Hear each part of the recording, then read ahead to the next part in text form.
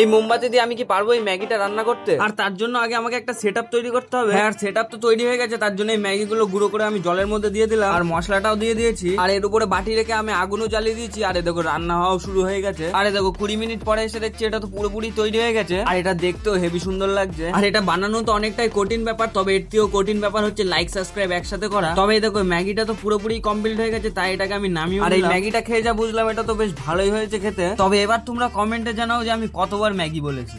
এই মোমবাতি দিয়ে আমি কি পারবো এই ম্যাগিটা রান্না করতে? আর তার জন্য আগে আমাকে একটা সেটআপ তৈরি করতে হবে। আর সেটআপ তো তৈরি হয়ে গেছে, তার জন্য এই ম্যাগি গুলো গুঁড়ো করে আমি জলের মধ্যে দিয়ে দিলাম আর মশলাটাও দিয়ে দিয়েছি। আর এর উপরে বাটি রেখে আমি আগুনও জ্বালিয়ে দিয়েছি। আরে দেখো রান্না হওয়াও শুরু হয়ে গেছে। আরে দেখো 20 মিনিট পরে এসে দেখছি এটা তো পুরোপুরি তৈরি হয়ে গেছে। আর এটা দেখতেও হেভি সুন্দর লাগছে। আর এটা বানানো তো অনেকটাই কঠিন ব্যাপার, তবে এর থেকেও কঠিন ব্যাপার হচ্ছে লাইক সাবস্ক্রাইব একসাথে করা। তবে দেখো ম্যাগিটা তো পুরোপুরি কমপ্লিট হয়ে গেছে, তাই এটাকে আমি নামিয়ে। আর এই ম্যাগিটা খেয়ে যা বুঝলাম এটা তো বেশ ভালোই হয়েছে খেতে। তবে এবার তোমরা কমেন্টে জানাও যে আমি কতবার ম্যাগি বলেছি।